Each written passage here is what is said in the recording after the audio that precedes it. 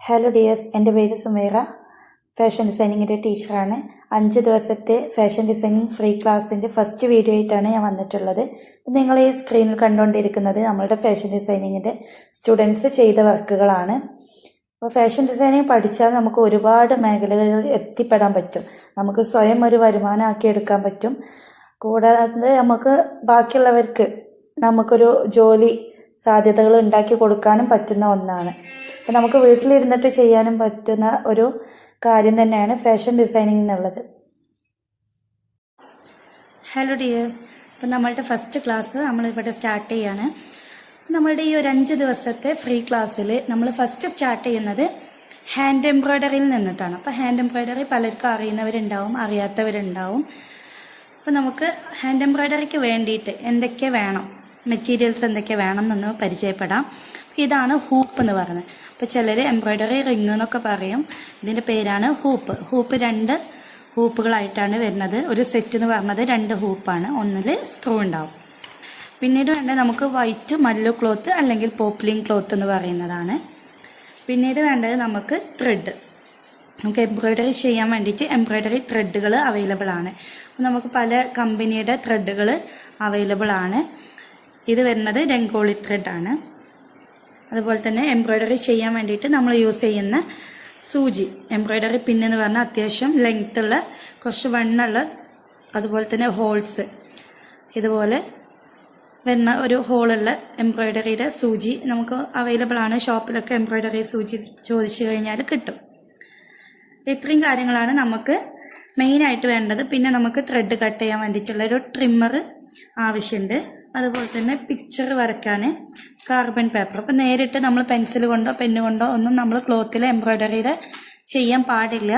അതിന് വേണ്ടിയിട്ടാണ് നമ്മൾ യെല്ലോ കാർബൺ പേപ്പർ നിർബന്ധമായിട്ടും വാങ്ങിക്കണം എന്ന് പറയാൻ കാരണം. ഹാൻഡ് എംബ്രോയ്ഡറി പഠിച്ചവർക്ക് അറിയാം, നമ്മൾ നിർബന്ധമായിട്ടും യെല്ലോ കാർബൺ പേപ്പർ വെച്ചിട്ടാണ് വരയ്ക്കാറുള്ളത്. നമ്മൾ ഈ ഒരു പിക്ചറിനെ എങ്ങനെയൊക്കെ വരക്കും എന്നുള്ളതും ഹാൻഡ് എംബ്രോയ്ഡറിയിൽ എന്തൊക്കെയാണ് വരുന്നത് എന്നുള്ളതൊക്കെ നമുക്ക് നോക്കാം.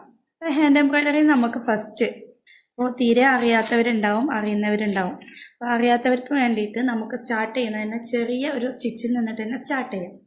നമ്മളുടെ മല്ലു ക്ലോത്തിനെ നമ്മൾ ഇതുപോലെ നിവർത്തി വെക്കാം. നിവർത്തി വെച്ചിട്ട് നമ്മളുടെ ഹൂപ്പ് എടുക്കുക. ഈ ഹൂപ്പിൻ്റെ 2 സ്പ്ലിറ്റ് ചെയ്തതിന് ശേഷം ഈ ഒരു ഫുൾ റൗണ്ട് വരുന്ന ഹൂപ്പിനെ അടിവശത്ത് വെച്ച് ഈ ക്ലോത്തിന് മുകളിൽ വരുന്ന രീതിയിൽ വെച്ച് കൊടുക്കുക. അപ്പോൾ ഈ ഹൂപ്പിൻ്റെ 4 സൈഡ്, അതായത് ഫുൾ റൗണ്ടിൽ നമുക്ക് കുറച്ച് ഗ്യാപ്പ് വേണം. 1 ഇഞ്ചിലെങ്കിലും ഗ്യാപ്പ് ഇട്ടിട്ട് വേണം നമ്മൾ ഇതുപോലെ വെച്ച് കൊടുക്കാൻ വേണ്ടിയിട്ട്. ഇനി നമ്മൾ ഈ ഒരു സ്ക്രൂ വരുന്ന ഹൂപ്പിനെ മുകളിൽ വെച്ച് കൊടുക്കുകയാണ്. വെച്ച് കൊടുത്ത് നമ്മളിതിനെ അമർത്തി കൊടുക്കുക. ഈ ഒരു ഹൂപ്പിൽ സെറ്റാക്കി കൊടുക്കുക. സെറ്റാക്കി കൊടുക്കുമ്പോൾ നമ്മൾ ഈ ഒരു സ്ക്രൂവിനെ ലൂസാക്കി കൊടുത്തു കഴിഞ്ഞാൽ പെട്ടെന്ന് ഇതിൽ നമുക്ക് വെക്കാൻ കഴിയും. ഇനി നമ്മളെന്ത് ചെയ്യുക, വെച്ച് കഴിഞ്ഞാൽ നല്ലോണം ടൈറ്റാക്കി കൊടുക്കുക. നല്ലോണം നമ്മൾ ടൈറ്റാക്കി കൊടുക്കണം. ഈ ഒരു ഹൂപ്പിനെ നമ്മൾ ഇതുപോലെ ടൈറ്റാക്കി കൊടുത്ത് ക്ലോത്തിനെ എല്ലാ സൈഡിലും ക്ലോത്തിനെ ഇതുപോലെ ടൈറ്റാക്കി വലിച്ചു കൊടുക്കുക. എന്നാൽ മാത്രമേ നമ്മൾ വർക്ക് ചെയ്ത് കഴിഞ്ഞാൽ ഫിനിഷിങ് കിട്ടുള്ളൂ. നമ്മൾ ഈ ഒരു ഹൂപ്പിൽ നിന്നിട്ട് ഊരിക്കഴിഞ്ഞാലും നമുക്ക് ഫിനിഷിങ് കിട്ടണം, വർക്ക് ഫിനിഷിങ് കിട്ടണം എന്നുണ്ടെങ്കിൽ നമ്മൾ ഇതുപോലെ ടൈറ്റാക്കി പിടിച്ചു കൊടുക്കുക. ഇതുപോലെ ശബ്ദം വരുന്ന രീതിയിൽ വേണം നമ്മൾ ടൈറ്റാക്കി കൊടുക്കാൻ വേണ്ടിയിട്ട്. ഇതുപോലെ ടൈറ്റാക്കി കഴിഞ്ഞാൽ നമ്മൾ നെക്സ്റ്റ് ചെയ്യേണ്ട കാര്യം എന്ന് പറഞ്ഞാൽ, നമ്മൾ ഹാൻഡ് എംബ്രോയ്ഡറി സാധാരണ നോർമൽ കോഴ്സുകളൊക്കെ പഠിക്കുമ്പോൾ സ്റ്റിച്ച് ബോർഡ് എന്ന് പറഞ്ഞ സംഭവം ഉണ്ടാക്കും. നിങ്ങൾക്ക് അതിൻ്റെ ഒന്നും ആവശ്യം വരുന്നില്ല, ആകെ കുറച്ച് കാര്യങ്ങളുള്ളത് കൊണ്ടാണ്.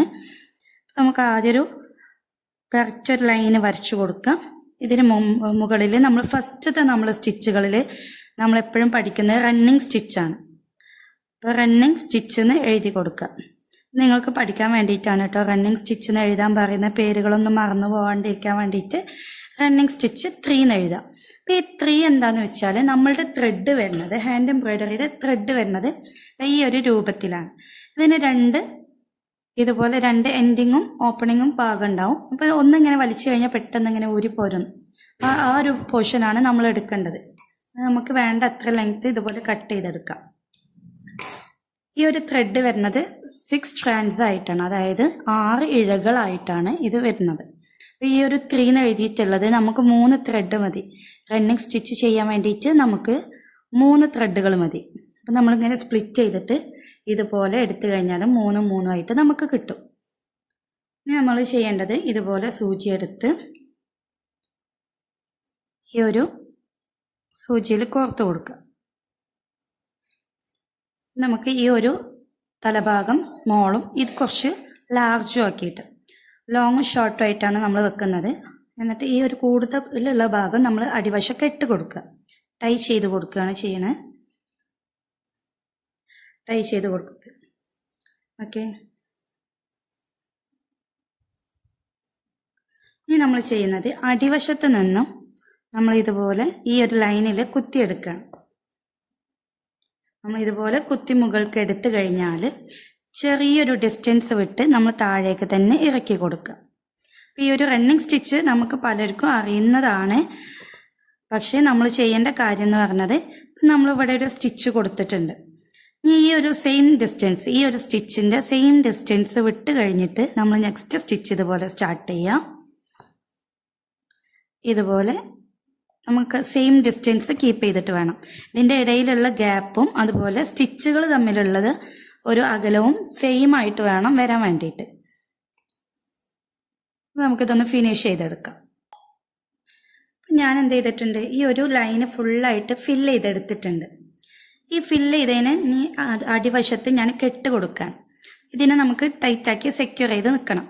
ഇതിന് മുമ്പുള്ള സ്റ്റിച്ചിൻ്റെ ഉള്ളിലൂടെ നമ്മൾ സൂചിയെ കടത്തിയെടുക്കുകയാണ്. എന്നിട്ട് ഒന്നുകൂടെ ഇതിൻ്റെ ഉള്ളിലൂടെ വലിച്ചു കൊടുക്കുക, ടൈറ്റാക്കി കൊടുക്കുക.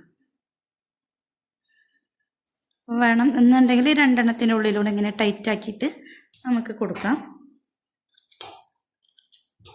ഇനി നെക്സ്റ്റ് നമ്മൾ ചെയ്യേണ്ടത് എന്താണെന്ന് വെച്ചാൽ ഇതിൻ്റെ ഈ ഒരു റണ്ണിങ് വെച്ചിട്ട് ഈ ഒരു സ്റ്റിച്ച് വെച്ചിട്ട് നമ്മളൊരു പിക്ചർ ചെയ്യണം. ഞാൻ ജസ്റ്റ് ഒരു ഡെമോ കാണിച്ചു തരാം. ഞാൻ ഈ ഒരു പേപ്പറിൽ ഒരു ഫ്ലവർ വരയ്ക്കാം.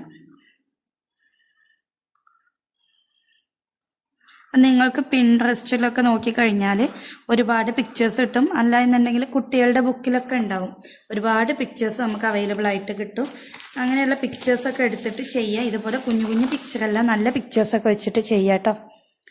നമ്മൾ ചെയ്യേണ്ടത് ഇതുപോലെ കാർബൺ പേപ്പറിൻ്റെ ഈ യെല്ലോ പോർഷന് നമ്മളുടെ ക്ലോത്തിൽ ഇങ്ങനെ അറ്റാച്ച് ചെയ്ത് കൊടുക്കുക. എന്നിട്ട് നമുക്ക് നമ്മളുടെ കയ്യിൽ എന്ത് പിക്ചറാണോ ഉള്ളത് അത് ഇതുപോലെ മുകളിൽ വെച്ച് കൊടുക്കുക. എന്നിട്ട് ഇതിൻ്റെ മുകളിലൂടെ പലർക്കും അറിയുന്നുണ്ടാവും സ്കെച്ചൊക്കെ എടുക്കാൻ. ആ സെയിം മെത്തേഡാണ് നമ്മൾ ചെയ്യുന്നത്. ഓക്കെ, ഇതുപോലെ വരച്ചെടുക്കുക. ഇതിന് മുകൾ കൂടെ വരയ്ക്കുമ്പോൾ ഇതിൻ്റെ ഒരു യെല്ലോ പോർഷന്, യെല്ലോ കാർബൺ പേപ്പർ വെച്ചിട്ട് വരയ്ക്കുമ്പോൾ യെല്ലോ കളറിൽ ഇതുപോലെ കിട്ടും. ഇനി നമ്മൾ ചെയ്യേണ്ടത് ഈ ഒരു റണ്ണിങ് വെച്ചിട്ട് ഈ ഒരു ഫ്ലവറിനെ ഫില്ല് ചെയ്തെടുക്കുക എന്നുള്ളതാണ്. എങ്ങനെ ഫില്ല് ചെയ്തെടുക്കുക എന്നുള്ളതും കൂടെ കാണിച്ചു തരാം കേട്ടോ. നമ്മൾ ഇതുപോലെ റണ്ണിങ് വെച്ചിട്ട് തന്നെ ചെയ്ത് കൊടുക്കുക.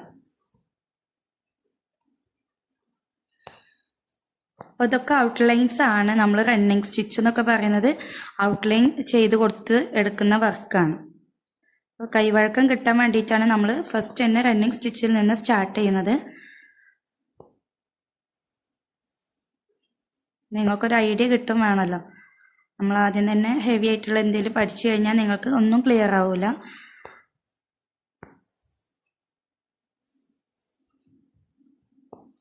കണ്ടോ, ഇപ്പം ഞാൻ ഈ ഒരു സെൻറ്ററിലുള്ള ഒരു റൗണ്ട് പോർഷന് ഞാൻ ഏകദേശം കംപ്ലീറ്റ് ചെയ്തെടുത്തിട്ടുണ്ട്. ഇതുപോലെ നമ്മൾ എന്ത് ഡിസൈനാണോ, ഫ്ലവർ ആയിക്കോട്ടെ, സീനറീസ് ആയിക്കോട്ടെ, അനിമൽസ് ആയിക്കോട്ടെ, ഫ്രൂട്ട്സ് ആയിക്കോട്ടെ, എന്തോ ആയിക്കോട്ടെ, നിങ്ങൾ എന്ത് ചെയ്യാം, ഇതുപോലെ ഫില്ല് ചെയ്തിട്ട് ഇതുപോലെ ഓരോ പാറ്റേണും വരച്ച് കൊടുക്കുക. ഇങ്ങനെ ഒരു പിക്ചർ ചെയ്തെടുക്കണം. നിങ്ങളൊരു സ്റ്റിച്ച് പഠിക്കുമ്പോൾ ഒരു പിക്ചർ ഇതുപോലെ ചെയ്തെടുക്കാം.